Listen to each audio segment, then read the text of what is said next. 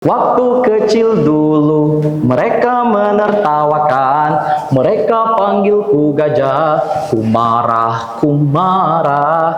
Kini baru ku tahu, puji di dalam olokan, mereka ingat ku marah, jabat tangan kau panggil aku gajah. Ladies and gentlemen, do you know whose song it is? What does it mean? But the most important question is, what is the correlation with our topic today? Well, Assalamualaikum warahmatullahi wabarakatuh.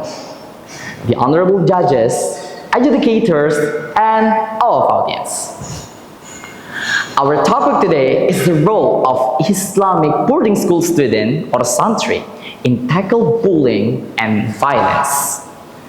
Well, before talking about the solution, let's start with these songs. Gajah by Tulus is a song that actually based on Tulus' experience when he was kid. Yeah, he got bullied because of his big appearance. He being called as Gajah. Well, for some people, that might sound like a joke. But for the people who receive it, like Tulus, that jokes might seem very hurtful jokes. But what inspires me is that Tulus did not let bullying destroy him, but instead, he turned it into something positive. He learned the good characteristic of an elephant: kindness, intelligence, and passion. And then he used them to motivate himself. Amazingly, ladies and gentlemen, he expressed it through songs. Ladies and gentlemen, now let me ask you one question. Oh, maybe two questions. How many of us have experienced bullying just because of our appearance? How many of us being called as gajah, tandon, gentong, kurus kering, hitam, or the other hurtful words just because of our body? Those words might seem so simple to hear, but the scars are real. The victims may feel not confident, ashamed, and finally being so insecure about their own appearance. According to data by Jaringan Pemantau Pendidikan Indonesia, or GPPI, there were 573 cases of violence in school and Islamic boarding school across Indonesia. Among those cases, 31% were bullying or peer violence.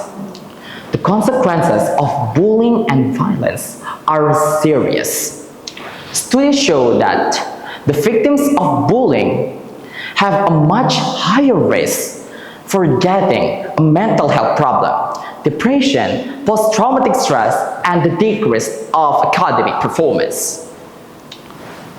My friends, these numbers and facts show clearly to us that bullying and violence are really dangerous.